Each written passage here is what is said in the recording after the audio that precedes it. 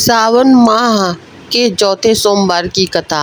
हर हर महादेव। आज सावन मास का चौथा सोमवार है और कहते हैं इस दिन भगवान शिव और माता पार्वती की कथा एवं सावन के सोमवार की व्रत कथा को सुनने से अनंत शुभ फलों की प्राप्ति होती है एवं मनुष्यों के सभी पाप और कष्ट दूर हो जाते हैं तथा सभी मनोकामनाओं की पूर्ति होती है। जो आज मैं आपको सुना रही हूँ भगवान शिव और माता पार्वती की बड़ी ही दुर्लभ कथा। जो इस कथा को पूरी श्रद्धा और प्रसन्नचित मन से पूरा अवश्य सुनिएगा। आधी अधूरी कथा को सुनने से पूर्ण फल प्राप्त नहीं होता। भगवान शिव का आशीर्वाद प्राप्त करने के लिए कमेंट बॉक्स में हर हर महादेव अवश्य लिखें। चलिए कथा का रसपान करते हैं। एक बार की बात है, माता पार्वती शिव जी को पति रूप में प्राप्त करने के लिए घोर तप कर रही थी। उनके तप को देखकर देवताओं ने शिव जी से देवी की मनोकामना को पूर्ण करने की प्रार्थना की। शिव जी ने पार्वती जी की परीक्षा लेने के लिए 7 ऋषियों को भेजा। 7 ऋषियों ने शिव जी के सैकड़ों अवगुण गिनाए, पर माता पार्वती को महादेव के अलावा किसी और से विवाह मंजूर नहीं था। विवाह के पहले सभी वर अपनी भावी पत्नी को देखकर आश्वस्त होना चाहते हैं, इसलिए शिव जी ने स्वयं भी पार्वती जी की परीक्षा लेने की ठानी। भगवान शंकर प्रकट हुए और माता पार्वती जी को वरदान देकर अंतर्ध्यान हुए।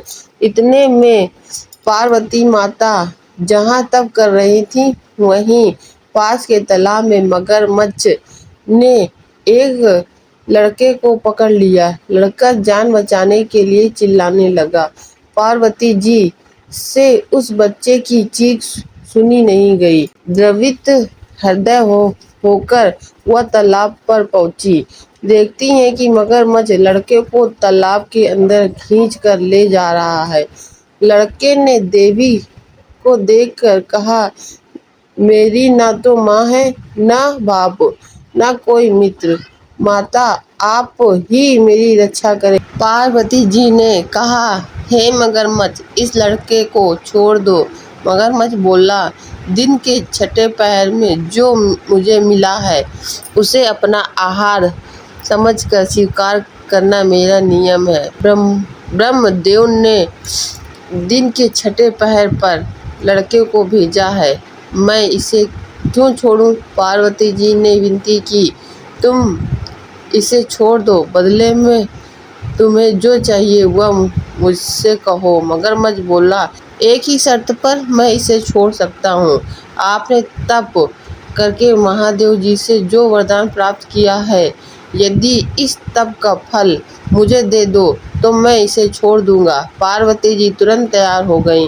उन्होंने कहा, मैं अपने तप का फल तुम्हें देने को तैयार हूँ, लेकिन तुम इस बालक को छोड़ दो। मगरमच्छ ने समझाया, सोच लो देवी, जोश में आकर संकल्प मत करो। हजारों वर्षों तक जैसा तप किया है वैसा देवताओं के लिए भी संभव नहीं है। उसका सारा फल इस बालक के प्राणों के बदले चला जाएगा। पार्वती जी ने कहा, मेरा निश्चय पक्का है, मैं तुम्हें अपने तप का फल देती हूँ, तुम इसको जीवन दे दो। मगरमच्छ ने माता पार्वती से कहा। मगरमच्छ ने पार्वती जी से तप दान करने का संकल्प करवाया। तप का दान होते ही मगरमच्छ का देह तेज से चमकने लगा। मगरमच्छ बोला, हे देवी, देखो तप के प्रभाव से मैं तेजस्वी बन रहा हूँ। तुमने जीवन भर की पूंजी एक बच्चे के लिए व्यर्थ कर दी। चाहो तो अपनी भूल सुधारने का एक मौका और दे सकता हूँ तुम्हें। पार्वती जी ने कहा, हे मगरमच्छ, तब तो मैं पुनः कर सकती हूँ, किंतु यदि तुम इस लड़के को निगल जाते हो तो इसका जीवन वापस नहीं मिल सकता था। देखते ही देखते हुआ लड़का अदृश्य हो गया। मगरमच्छ भी लुप्त हो गया। पार्वती जी ने मन ही मन विचार किया, मैंने तप तो दान कर दिया है, अब पुनः तप आरंभ करूंगी। पार्वती जी ने फिर से तप करने का संकल्प किया। भगवान सदाशिव फिर से प्रकट होकर बोले, पार्वती भला अब क्यों तप कर रही हो? पार्वती जी ने कहा, प्रभु मैंने अपने तप का फल दान कर दिया है। आपको पति रूप में पाने के संकल्प के लिए मैं फिर से वैसा ही घोर तप करके आपको प्रसन्न करूंगी। महादेव जी बोले, मगरमच्छ और वो लड़का दोनों रूपों में मैं ही था। तुम्हारा चित्त प्राणी मात्र में अपने सुख दुख का अनुभव करता हूँ है या नहीं, इसकी परीक्षा लेने के लिए मैंने यह लीला रची थी। अनेक रूपों में दिखने वाला मैं एक ही हूँ। मैं अनेक शरीरों से अलग निर्विकार हूँ। तुमने अपना तप मुझे ही दिया है, इसलिए अब और तप करने की कोई जरूरत नहीं है। देवी पार्वती ने महादेव को प्रणाम कर प्रसन्न मन से विदा किया। बोलिए शंकर पार्वती भगवान की जय। अब आइए श्रवण करते हैं शिव जी की मनोकामना को पूर्ण करने वाली कथा। चतुराई सब चौपट करे, ज्ञानी गोता खाए, और भोला भला भक्ता ने जट दर्शन हो जाए। श्रोताओं, चतुर भक्तों की चतुराई धरी की धरी रह जाती है, और ज्ञानी भी अपने ज्ञान के अहंकार में गोते लगाते रहते हैं, फिर भी उसकी कृपा को नहीं पा सकते। पर जो भोले भाले भक्त होते हैं, भगवान उन पर बरसा कर चले जाते हैं।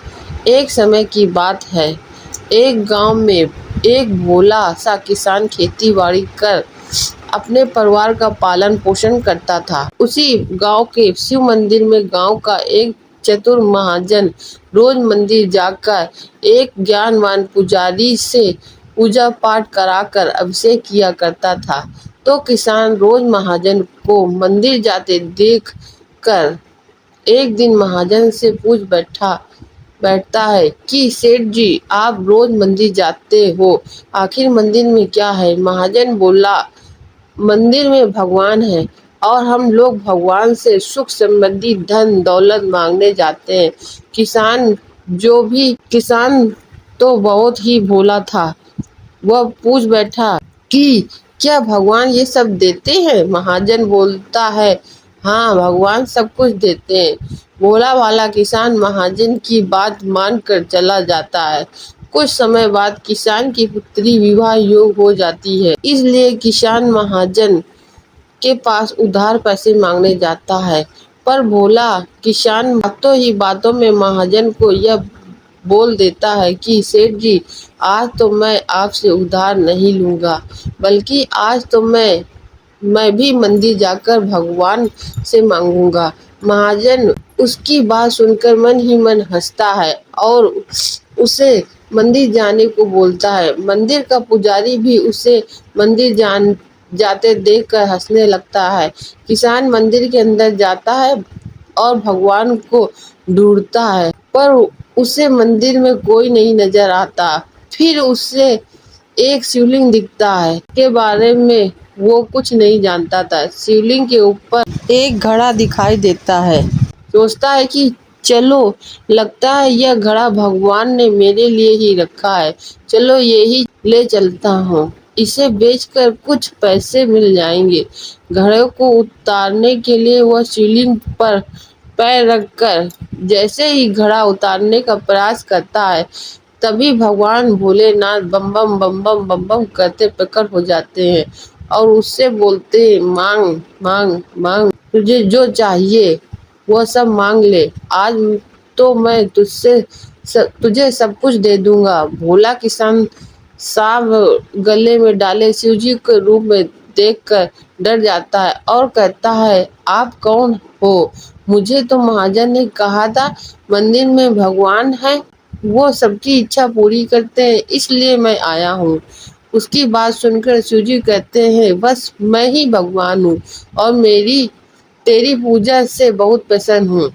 यहाँ बहुत लोग आते हैं, आकर दूध चढ़ाते हैं, कोई पानी धतूरा चढ़ाता है, पर तू तो मेरा अनोखा ही भक्त है, जो खुद पूरा का पूरा मेरे ऊपर चढ़ गया।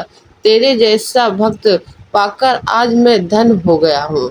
इसलिए जा, तूने ये जो घड़ा उतारा है वो मैं सोने से भर देता हूँ। किसान को सोने से भरा घड़ा देकर भगवान अंतर ध्यान हो जाते हैं। किसान मंदिर से बाहर आता है तो उसके हाथ में सोने का घड़ा देखकर महाजन और पुजारी दंग रह जाते हैं।